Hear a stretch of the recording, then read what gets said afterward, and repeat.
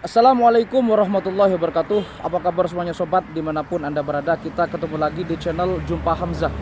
Di beberapa video saya pernah membahas bahwa Indonesia ternyata pernah keluar dari keanggotaan PBB atau Perserikatan Bangsa-Bangsa, atau dalam istilah bahasa Inggris disebut dengan United Nations, dikarenakan beberapa alasan. Alasan yang pertama yang paling kuat adalah karena Indonesia menolak atas pembentukan negara federasi Malaysia. Dan alasan yang kedua adalah PBB dinilai tidak tegas dalam membuat keputusan terhadap Malaysia, ternyata diterima sebagai Dewan Keamanan PBB tidak tetap.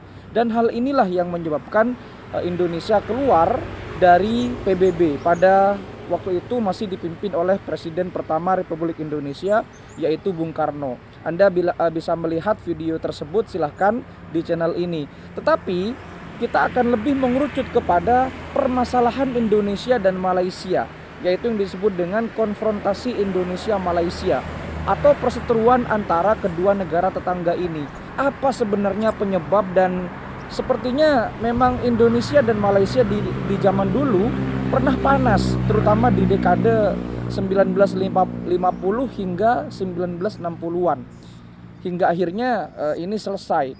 Dan sebetulnya apa permasalahannya? Ini akan kita coba kaji, dan kita akan coba kaji lebih detail lagi di video ini dan di episode kali ini.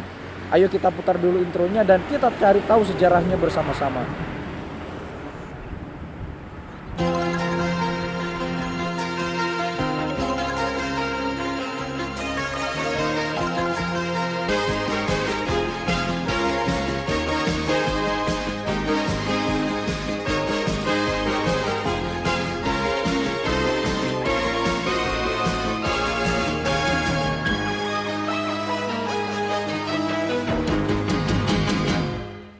Sejarah mencatat bahwa Indonesia atau Negara Kesatuan Republik Indonesia pernah memiliki konfrontasi atau perseteruan atau pertikaian dengan negara tetangga Malaysia atau Negara Federasi Malaysia sekitar tahun 1962 hingga tahun 1966. Apa yang menyebabkan Indonesia pada waktu itu menjadi negara yang agak bermusuhan dan kurang harmonis terhadap negara Malaysia ini? Jadi begini, asal muasal kenapa Indonesia memiliki hubungan yang kurang bagus terhadap Malaysia adalah Indonesia ternyata menolak untuk pembentukan negara federasi Malaysia karena bisa mengancam kedaulatan Republik Indonesia yang pada waktu itu masih di awal-awal kemerdekaan, tepatnya di dekade tahun 1960-an. Mengapa bisa demikian? Nah, jadi begini ceritanya. Abad ke-18 ya, Malaysia itu sudah dikuasai oleh Inggris. Jadi kalau abad ke-18 sekitar tahun 1700-an akhir hingga tahun 1800-an. Nah, Malaysia ternyata merdeka, dan ternyata kemerdekaan Malaysia ini konon diberikan oleh Inggris di tanggal 9 Februari tahun 1956. Kemudian yang terjadi setelah itu, setelah 5 tahun dari kemerdekaan, ada rencana untuk menyatukan wilayah-wilayah Malaysia tersebut yang disebut dengan Federasi Malaysia Bersatu, tepatnya di tahun 1961. Hingga tahun berikutnya di tahun 1962 dimulailah perseteruan antara Indonesia versus Malaysia yang terkenal dengan konfrontasi Malaysia. Nah, kenapa bisa demikian? Karena pada tahun 1950-an itu ada beberapa wilayah yang belum bersatu di Malaysia, terutama di wilayah bagian Sabah dan di semenanjung Borneo. Kemudian ingin menyatukan wilayah Singapura dan juga Brunei. Nah, inilah yang menyebabkan Indonesia bisa menjadi ancaman. Karena kenapa? Karena Bung Karno menilai bahwa Semenanjung Malaya atau di Malaysia itu, kemudian di Sarawak, di Sabah, dan di beberapa negara bagian Singapura dan seterusnya itu adalah koloni Inggris. Sehingga Bung Karno menganggap bahwa hal ini akan mengancam kedaulatan negara Republik Indonesia yang ternyata susah payah untuk mendapatkan kemerdekaannya. Mereka harus berjuang mati-matian melawan penjajah seperti Portugis, Jepang, Inggris, bahkan Belanda yang konon menjajah selama 300 century atau bisa dikatakan 3 abad ya. 300 and a half, 350 tahun kurang lebih begitu menurut narasi sejarahnya. Nah, apa yang terjadi berikutnya, maka ini bisa mengancam kedaulatan Republik Indonesia hingga akhirnya yang menolak pada waktu itu bukan hanya Indonesia, tetapi juga ada negara di Asia Tenggara lainnya, salah satunya adalah negara Filipina. Mengapa Filipina juga menolak untuk pembentukan negara Federasi Malaysia? Karena ada sebuah kesultanan yang bernama Kesultanan Hulu yang ternyata masih memiliki benang sejarah terhadap negara-negara di bagian Sabah tersebut. Sehingga konon Kesultanan Hulu ini di Kerajaan Sabah itu yang belum bergabung dengan Malaysia adalah barangkali dimiliki oleh Kesultanan Hulu, sehingga ini menyebabkan Filipina agak keberatan untuk pembentukan negara Federasi Malaysia di tahun 1961 tersebut. Nah, apa yang terjadi berikutnya? Jadi pada waktu itu Pak Karno dengan ketegasannya menyatakan sikap yang sangat tegas. Di tanggal 31 Mei tahun 1963, Soekarno bertemu Perdana Menteri Malaysia pada waktu itu bernama Tuanku Abdul Rahman di Tokyo, Jepang. Dan ini membicarakan, kedua pemimpin negara ini membicarakan bagaimana sebenarnya solusi dari konfrontasi ini. Karena di satu sisi Malaysia ingin membuat wilayahnya semakin luas dengan menggabungkan beberapa negara bagian atau negara serikat, karena Malaysia kan pedomannya adalah bersekutu bertambah mutu kan begitu kalau tidak salah. Sedangkan Indonesia yang baru awal-awal merdeka khawatir karena biar bagaimanapun kemerdekaan kedua negara ini tidak disamakan dengan keberlawanan antara Malaysia versus Inggris, antara Indonesia melawan penjajah Jepang dan Belanda. Karena Indonesia ini lebih mengerucut atau lebih mendapatkan kemerdekaannya secara pengorbanan, secara perjuangan dan seterusnya. Sedangkan Malaysia itu memang perjuangan, tetapi Malaysia dalam hal ini lebih kepada pemberian dari Inggris, sehingga ini mengakibatkan bisa mengancam kedaulatan negara Republik Indonesia pada waktu itu. Dan Bung Karno khawatir akan hal ini, apalagi Brunei, Singapura dan Malaysia itu adalah negara-negara koloni Inggris. Kemudian Malaysia dalam hal ini agak keberatan dengan usulan Bung Karno dan bisa mengancam, bisa membuat masalah dalam negeri kalau misalkan Malaysia menuruti keinginan Bung Karno. Sedangkan di satu sisi Malaysia ingin bergabung dengan negara-negara yang ada di bagian Pulau Borneo tersebut. Apa yang terjadi berikutnya?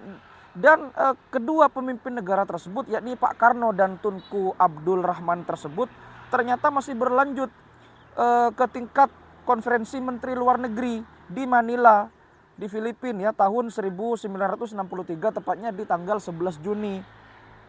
Nah, apa yang terjadi berikutnya? Ternyata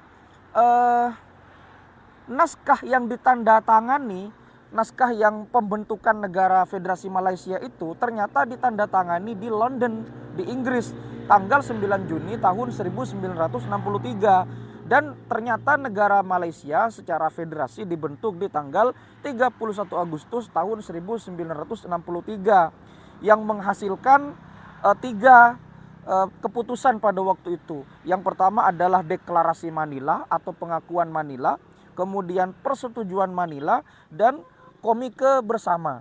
Nah, ini yang ternyata membuat gerakan-gerakan di Indonesia versus Malaysia menjadi semakin panas. Dan pada waktu itu ada istilah gerakan Ganyang Malaysia, di mana konon pada waktu itu ketika naskah ditandatangani di Inggris, tepatnya di London, ada sebuah penyerangan yang tidak resmi. Ya, ini hanya tidak resmi yang dilakukan oleh salah satu pasukan Malaysia ke Indonesia. Sehingga lanjut pada waktu itu Menteri Luar Negeri Adam Malik pada tahun 1964 mengatakan konfrontasi antara Indonesia dan Malaysia. Sehingga semakin panas pada waktu itu tensi antara kedua negara tetangga ini. Di satu sisi Indonesia bisa terancam kedaulatannya karena negara Federasi Malaysia bersatu. Di satu sisi, kalau misalkan negara Malaysia tidak bersatu, maka akan terpecah belah lagi. Ya mungkin ini masalah waktu saja ya. Ini hanya asumsi belaka. Tetapi memang ini ada campur tangan Inggris. Karena biar bagaimanapun Malaysia, Brunei, kemudian Singapura itu kan negara-negara yang dulunya dijajah oleh Inggris. Karena dulu Kalimantan itu kan terbagi menjadi 3 negara ya. Ada Borneo itu maksud saya, ada Malaysia, kemudian Brunei dan juga ada Indonesia. Kalau di Indonesia diserahkan kepada Belanda, kalau di Malaysia itu diserahkan kepada Inggris. Dan itu sudah ditandatangani oleh kerajaan Belanda dan juga kerajaan Inggris di masa lalu. Nah kita kembali lagi.